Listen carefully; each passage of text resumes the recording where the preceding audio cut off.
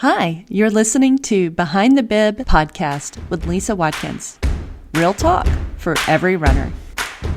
Greetings and salutations. You are listening to Behind the Bib podcast with your host, that's me, Lisa Watkins. And today we are talking to Suzanne Swift of Fleet Feet Huntsville and Fleet Feet Madison. We get into a little bit of run philosophy, how great this community is, and we're going to talk about her new race called Run the Cove. It's a brand new half marathon here in Huntsville, Alabama. And while I've got you, I just wanted to say thanks to everybody that said, hey, I listened to your first episode, or hey, I just downloaded your second episode. Great job on the video. Thank you. That means the world to me. So with that, let's listen to Suzanne and I talking about run philosophy and then Run the Cove. All right. See y'all on the other side. Hi. Hi. We've got it. We've got the video all fixed. Tuesday. Yeah. Happy Tuesday. Is it only Tuesday? It is only Tuesday, and we're not through January yet. Oh, but I was talking to my husband this morning, and we are farther through January than I thought we were. In my head, it was like January 21st, 22nd, and he was like, yeah, it's the 28th. And so we're almost out of January. And that came as a big surprise to me. I had lost a week out of my schedule. Maybe it was that snow week that, the weather was so bad. I bet you're right. My daughter lives in Baton Rouge, and they got like 3.5 inches of snow. Yeah, I was stuck in Houston during that time. That's right. I went to run the Houston Marathon, and I got stuck there. And then usually I come through Baton Rouge to get back, and could not come back that way. I had to go through Livingston and go through Jackson, Mississippi instead. So really? It was kind of a mess, but it was. And who gets winter storms in Mississippi and Texas, right? Right. Yeah. Down on the Gulf. I know we had some people from work that had pictures of they live down on the Gulf, and they had pictures of the waves and the snow. And I thought, yeah, it was crazy because I was in major metropolitan Houston, and they didn't know, what to do. And it was really blizzard-like. It was quite impressive. So you ran the Houston Marathon, didn't you? I did. I did. Oh, awesome. Well, actually, let's just start there because you're in this community all the time. You're all over everywhere. You do so many races, so many trainings a year, everything from 5K to half marathons to marathon trainings to triathlon trainings. Like you do, you're everywhere throughout the year. But gotta be. And it's not just me, it is my team. There's no way in the world I could do all the things that Fleet Feet does without my fantastic team that's been with me forever. So they all make everything look good and seamless. Well, and I think, it does stem, like you have the leadership, right? And the passion behind it. And I think that they just mirror what the leadership is doing. So I think in that, it's a testament to your leadership of the team that they do show up and they do so much for the community. I really think, to do what we do, you just have to have a passion for helping people. Yeah. And you have to have a passion for running, but more than even having a passion for running, you have to have a passion for helping people. Mm-hmm. Everybody can go out their door and run and never be around to other people. But, we used to have a phrase that was called philosophy, which is, more than running, more than just being fit, but a philosophy of how we want to share our passion with everybody. So that was a phrase that was kind of coined probably 15 years ago. And we used to have it all along the bottom of the window, but you have to do it. I remember that. I do. But philosophy was, more than just coming in and getting your shoes, more than just going to races, but the whole lifestyle of fitness. Mm-hmm. Absolutely. So how did you get into it then? Like, has this been your life all along? Like about Suzanne, how did you do it? I was a competitive swimmer in elementary school. And in high school, I had Olympic dreams. and I was seconds away, but just not quite good enough. And, then I went to college, and my dad was like, it's time for you to focus on your studies. You're not going to make any money.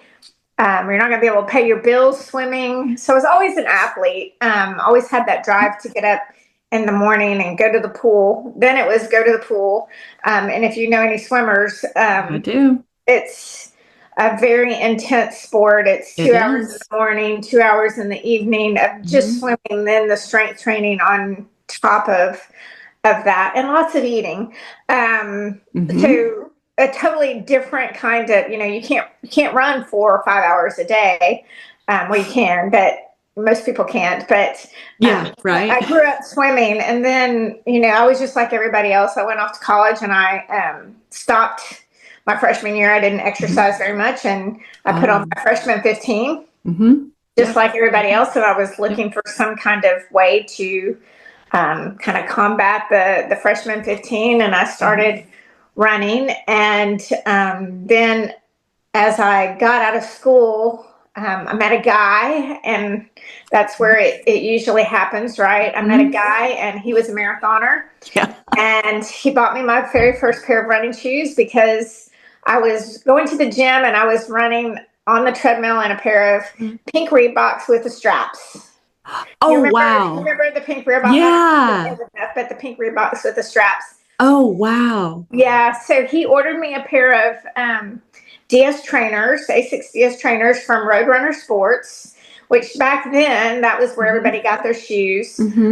There wasn't a real run specialty store. We had a Fleet Feet in Houston, but I didn't really know anything about it at the time. And then, as I started running more, then I learned about Fleet Feet. And then there was another place called Run Sport, which the local runners went to, and those places became my my hobby place to go on the weekends. And I was in the oil and gas industry, as most people in Texas. And then I decided that I wanted to make a career out of running. So I went to work for the Houston Marathon. And I just fell in love with the sport. And my whole life revolved around running and exercising and helping people run and putting on events. And that was, ashamed to say, 30 plus years ago. So then I met who was my husband, and moved to Alabama to be with him. And we both had a passion for running, and so we opened Fleet Feet. The course of life changes, and now it's just me and my boys and my my fantastic team of 70 plus employees. So just that's 30 years in summary. So it's been quite a ride, and there's nothing that I would rather do than what I do. I can't see myself doing anything else. Oh, that's wonderful. I mean, what's the saying? If you love what you do, you'll never work a day in your life. Although running is one of the hardest things, it can only next to swimming as being the hardest thing you can do. Yeah, I feel like swimming is harder than running. Swimming is a technique thing. It's harder for most people. It's more challenging because you have to go to the pool, you have to shower. There's other obstacles getting in the way of just being a swimmer. Yeah, and there's a whole thing. Yeah, and running is so easy because not necessarily easy because of the breathing or the miles, but because you can just go out your door and do it. Yeah. And you don't have to be fast. You don't have to be talented. You can just go out your door and do it however you do it. Yeah. Whether it's fast or slow, run, walk, whatever works for you. And that's the beauty of running, is that you can do it however you want to do it. I'm just sitting here imagining you in the pink Reebok. I am. I'm just imagining I know which ones you're talking about too. And I think. Yeah, I loved pink. And so I had pink Reeboks with the straps. And I can't believe that I ran on them. And he and I are still friends to this day. So he would probably remember that, and the DS trainers that he got me had the pink A6 stripes on them too. So they were cute also. But now, as educated runners, we don't really care what the shoe looks like as long as it makes our feet feel good. And exactly. Every once in a while we get a little vain and we get excited when the shoe's cute, but most of the time we don't care what the shoe looks like as long as it feels good. Exactly. I think it's very much comfort. It's function over form, very much so. But if the form matches up, boy, that's really how did sweet. you get started running? Oh my gosh. Well, I ran in high school, but I was short distance. So I ran the 50 and the 100 in high school. And then I actually lived in Houston for a little while. Oh, wow. And I would take the kids out in the double jogging stroller. Oh my gosh. It was before the front wheel pivoted, though. Yes. Yeah. And it was just like an upper arm workout every time you would take a turn. But when we left Houston, we moved to Huntsville, and I left the running community for a while. And I always had a bucket list of doing a marathon. And I'll just share with you, it took me a really long time to call myself a runner. I just started back in earnest in 2020, like so many other people, when the COVID crazy hit and you're trapped inside your house and you don't have anything. And it was really a mental health thing for me at that point. It's like, I've got to get out of here. And I just started running again. And so I started with a 5K and then a 10K. And I said, well, if I'm ever going to have time to train for a half, well, this is it. Like, this is the time. And so I trained for my first half marathon. I actually did it. I was by myself. And so all of the half marathons then had all shifted to virtual. Right. And so I did my first one that way. And then I did my second one.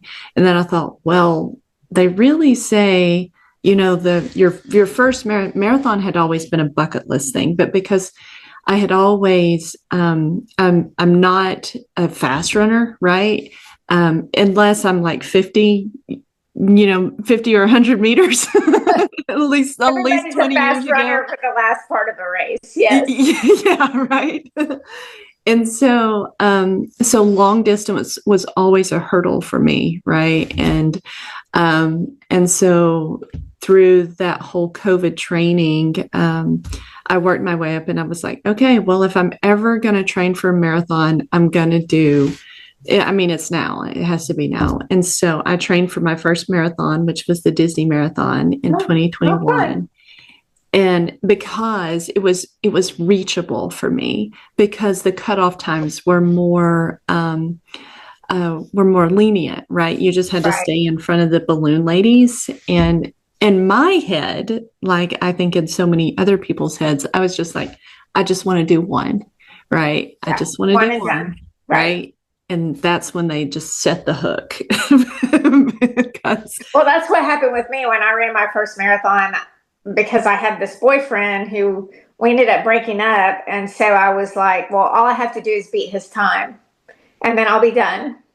And, obviously that didn't happen. I kept going, and then, you go through life and things happen. And when I ran Boston the year of the bombings, that was going to be my last marathon. And then the bombs went off and I couldn't make that my last marathon. And then ran it again. And then I decided I wanted to do Ironman. And so I just enjoy working out. So for me, that was a great challenge, just to be out there so long, like your perseverance. It's not about, Ironman is not about speed. It's about your perseverance of being able to stay out there when you want to quit. Yeah. And then when I went through my divorce, I found my old runner from when I was in my 20s. I found that person inside of me again that had that fire to try to run fast again. And so I really kind of came out of, myself as a runner and began to feel that endorphin or that runner's high again. Sometimes we're just getting out there and we're plodding and we're having a good time, but we're not in what they call the flow state. And I was able to get back there. Now, since I've kind of crossed over, I I don't have all the emotions that I had 3 years ago. I've slowed down again, but I still enjoy running. And I kind of joke that I wish I could get some of that flow back without all the anger that comes with that. But running can really help you through your crises in life, whether it's a divorce or a death or, whatever is going on in your life. And that's the other saying that we have, that running changes everything. Really takes heart to everything, because like I went through my divorce. I had to move 2 times. During that time, my mom was very ill, and then she ended up passing away. And then as soon as I felt a lot of guilt about the fact that I was going through my divorce, and my mom was listening to my divorce when she was dying. And then my dog died. And all through this, the one thing that I had was, besides my kid, was that I had running, and I had my running friends and my running community that helped get me through. Those were the stabilizers in my life during crisis. And I'm not alone in that. Many people feel that. And I think the one thing that, if we can communicate to people, that when you go through things, don't go into yourself, go to your running friends and go into your running. And I do have, in my position, I have a lot of people share their problems with me, and I always tell them, go run. Yeah.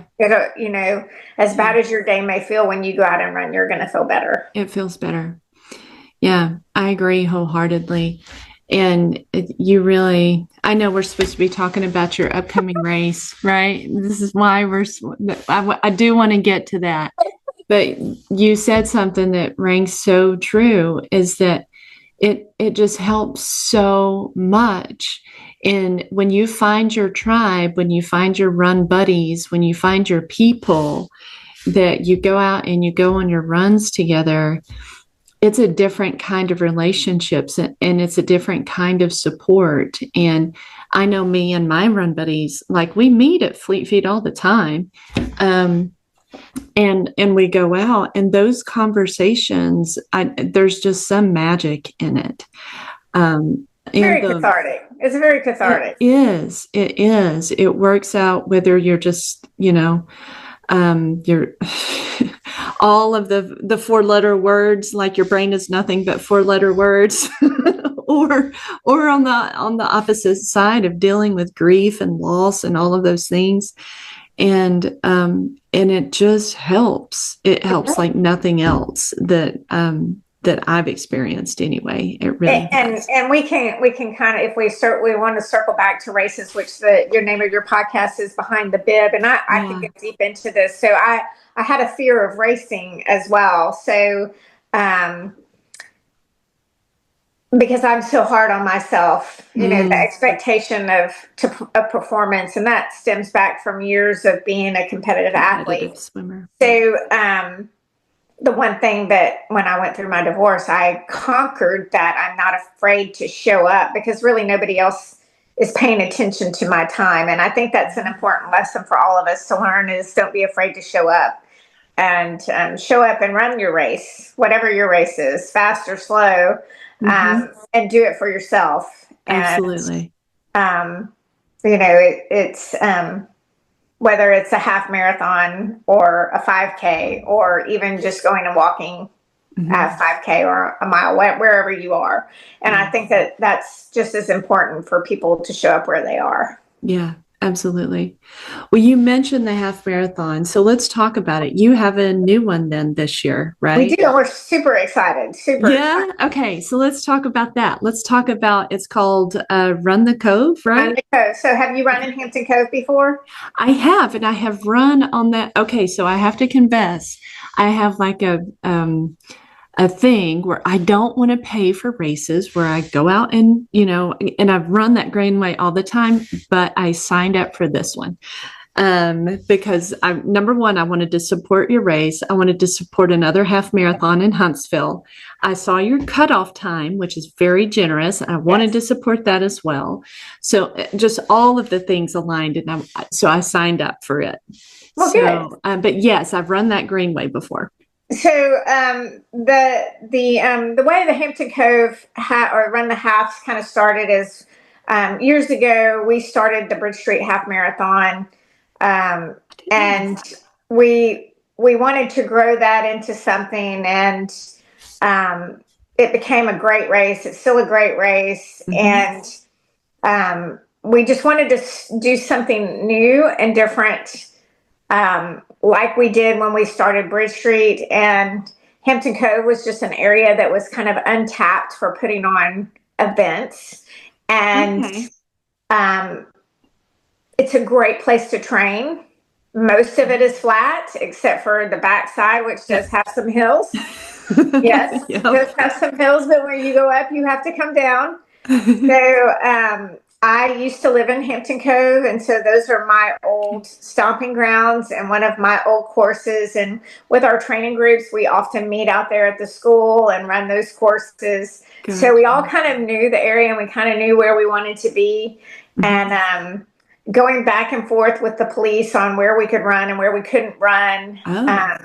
They really want you to make use of the green spaces and the greenways that we have in town. So most of the course is on the greenways, except for you do get on the backside, you're not on the greenway, and you do get to run around some of the beautiful ponds in Hampton Cove as well. So beautiful area, beautiful neighborhood, a change in terrain towards the end, which will be good to wake your legs up, because there is a little hill at the back of Hampton Cove Way.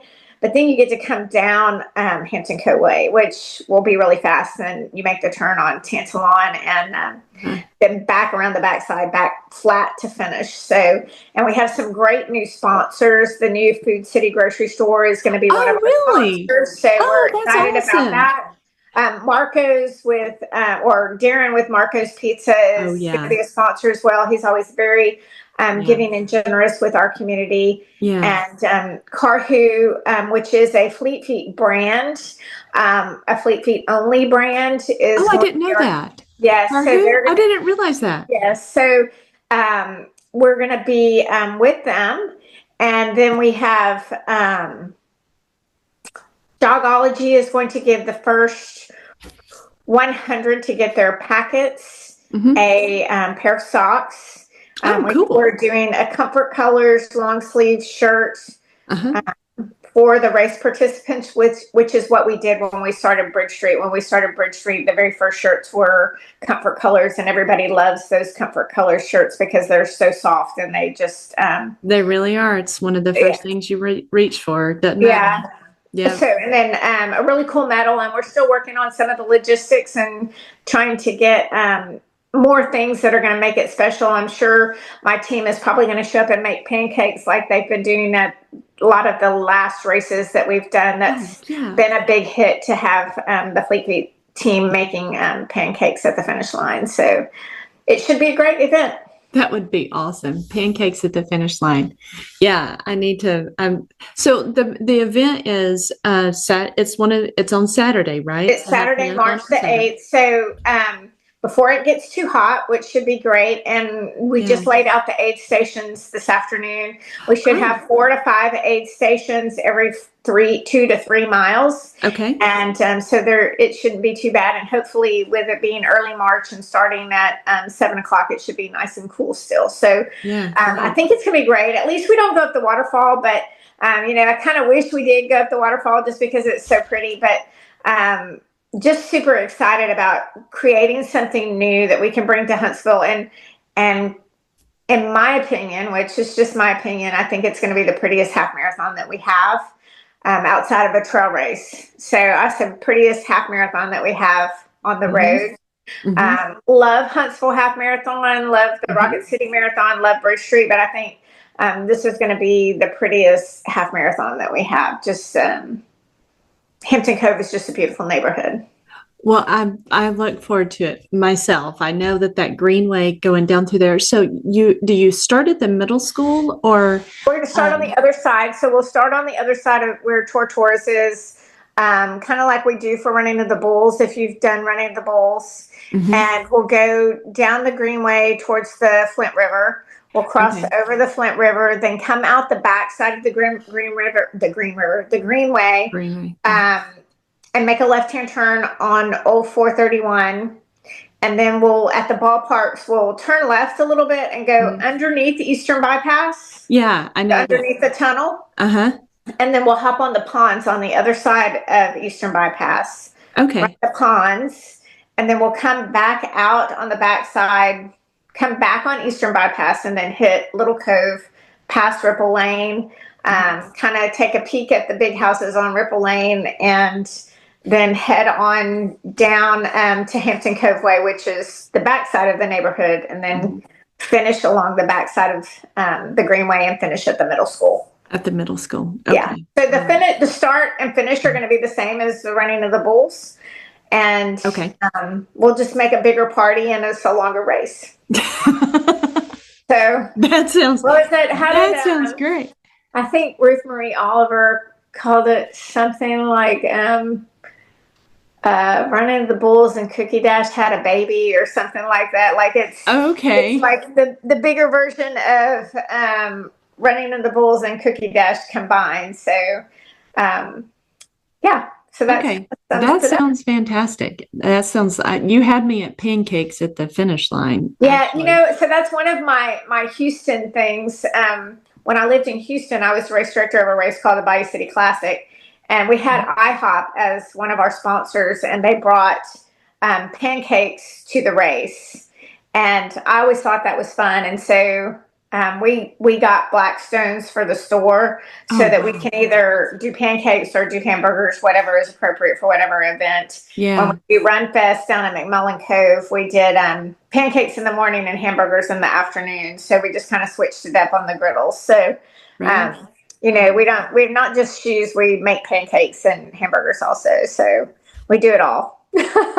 Right. Oh, that sounds wonderful. It really does sound like it's going to be a great half marathon for Huntsville. Let's talk about the pace requirements. I saw that you've got a 4-hour cutoff. That's pretty 4-hour cutoff. Yeah. So, which is the same as what we did at Bridge Street. We wanted to create an event that is open for all people and all paces. So, we want to give everybody the opportunity to, like you said, do their bucket list, check things off their bucket list. Yeah. And with a 4-hour pace, that allows people to do that, to walk, jog it, or walk the whole thing, whatever works for them, and finish the race. So we felt like when we did that at Bridge Street that we wanted to carry that over to Run the Cove. Yeah. Yeah. Well, and I think that's wonderful. It's so intimidating when you go out there, and if you've never run, maybe more than a 10K, or you've never participated in anything more than a 10K, and you're just, that you're right on the line, and the extra pressure of staying ahead or whatever, it can just keep people from doing it. Right. And there's so much on race day that's so wonderful, right? Yeah. And I've just seen so many people that they'll go out there and they'll run their race, right? And it's just such an accomplishment for them that it just bleeds over into all parts of their life. Like you were saying just earlier, what you can get through, the determination when you're running, and how that applies to other areas of your life is just incredible, the translation that happens. So I've seen people just change from just completing something like that. Yeah. I think, running has become such a social sport that has really opened that up for people of all paces to participate in events, and we need to do our part to make that available in our communities for people of all paces to participate. And sometimes there are hurdles to get through with the city and closing streets. Yeah, there is. This is a relatively small event, and it's through neighborhoods, so it shouldn't impede major traffic intersections to have the roads with runners or walkers on it. And Hampton Cove is a very exercise-friendly neighborhood. I ran in that neighborhood for 20 years and never had a problem with anybody, causing me any grief about being on the roads or the streets when I was running. And we have a great community that supports our desire to get out and exercise. That's wonderful. I love that. Okay, so before we wrap up, let's tell people how they can find you, Fleet Feet, how they can find the race, and then we'll finish with one piece of advice that you have for either beginner runners or more seasoned runners out there. So Fleet Feet is in Jones Valley in Madison, and we're fleetfeethuntsville.com. We just celebrated our 21st anniversary. And congratulations. Me and the boys, we're just lucky we get to do what we do. And, it's every day. It's 7 days a week. It's from the sun up to sundown. And for me and for them as well. And, it's the best life. And for the race link is also on fleetfeethuntsville.com, but it's also on Run Sign Up. And then it's available on Facebook as well. And as far as a piece of advice, so one other little tidbit about me, which I'll quickly do, is in 2000, I broke my femur running a trail race in Yosemite. And this is something most people don't know about unless they really know me. My right leg is titanium. So my best piece of advice is to don't give up and don't quit, because you're capable of doing things even if you think you're not. Wow. You may have hurdles, but the hurdles are worth overcoming. I love that. I'm going to call you Iron Lady the next. But it's not necessarily iron, right? It's titanium. It is titanium. Yeah. Wow, I did not know that about you. I'm sure many others don't know. Yeah, I thought I would never run after that, and it was a major depressive time for me. But I overcame it, and if I hadn't broke my leg, I wouldn't have had my kid. And so, there's all the other things that were well worth whatever happened to me at that time period. But we can overcome most of our obstacles, so we just can't give up. You just can't give up. It's just not an option. So you can go fast, you can go slow, but don't give up. I love that. I love it. Suzanne, thank you so much. I know you work from sunup to sundown. You put on 1 million races a year. You do so much for this run community. You were willing to meet with me on a Tuesday night in January and extend your workday even further. Thank you for doing that. No, thank you for having me. I enjoy it. Thank you for everything you do for the run community. And I will see you on March the 8th. Right? All right. Have a great evening. Hey, thanks. You too. Bye-bye. See you later. Bye.